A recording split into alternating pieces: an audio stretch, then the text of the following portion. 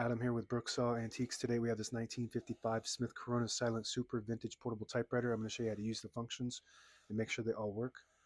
One of the best typewriters ever produced, in my opinion, and this is the paper guide. This helps you guide the page in straight. I'm going to line that up with the edge of the platen, which is the main roller of that piece of paper. This is the left margin and this is the right margin. I'm going to set those once I load the page, and that's the paper support arm that flips up from the back.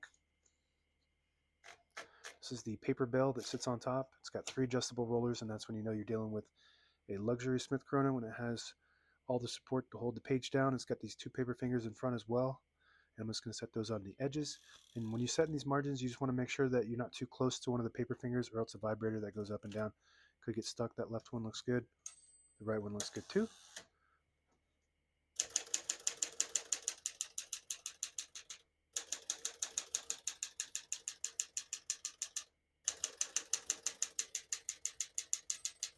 Once you hear the bell, you're at the end of the margin. Hit this line space, get you back to the beginning. It skips 1, 2, or 3. Right now we have it on single, but if you want double, just flip that switch back. It skips 2. One more, it skips 3. We're going to keep that on single for now and finish typing.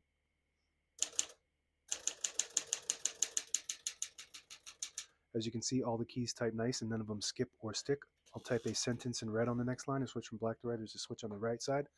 Flip that down to the red indicator. It prints the bottom portion of the ribbon, which is red when you have it in the middle. It doesn't print any ink at all. It just leaves a stencil for copying purposes. When you have it up top, it prints the top portion of the ribbon, which is black. We're going to move that down for red.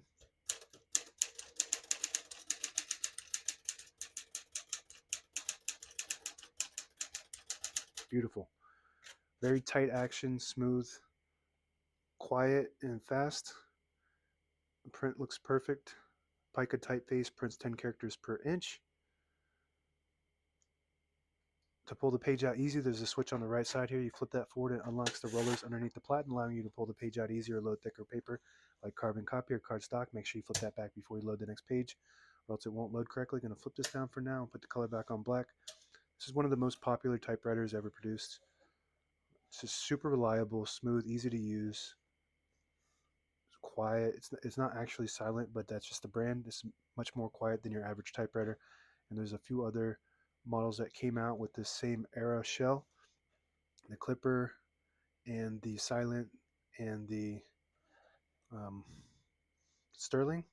And the difference between this and the Silent is that this one has a tab set on the keyboard, whereas the Silent has a manual set on the back side of the carriage. Backspace on the left side, very good. Shift on each side and a shift lock on the left. To clear that, just hit the shift button again. Tabbed on the right side. Right now we just got one tab set right there, so I'm just going to clear that by hitting the CL button.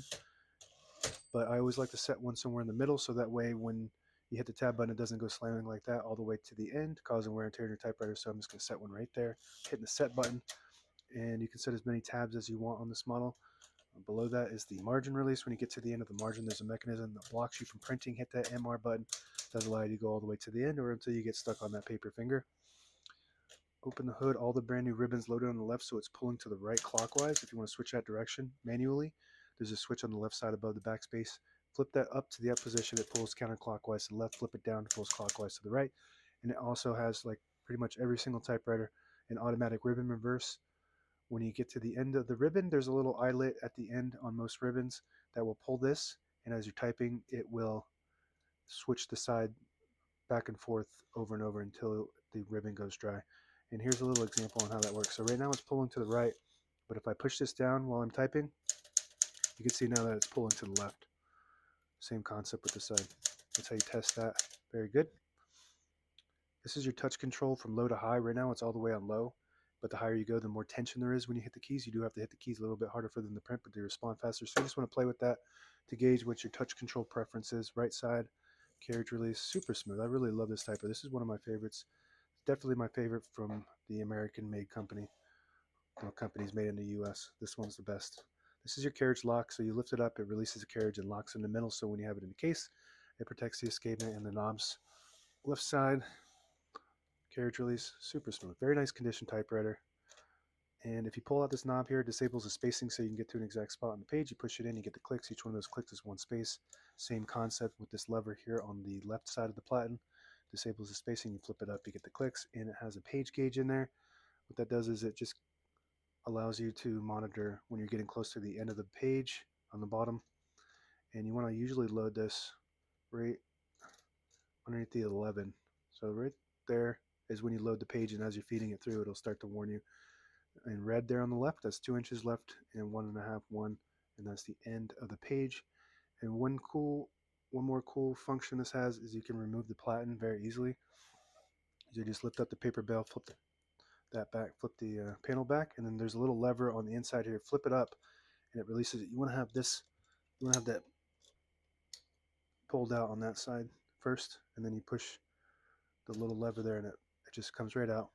So if you need to remove the platen to clean any of that out, or possibly send this in to get redone, then all you got to do is remove that knob with one screw there. Very easy to do. Most typewriters are very hard to remove the platen. They're just very difficult. So that's easy, nice, user-friendly platen removal. And that's it. Now available on eBay or Etsy. Search Brooksaw Antiques.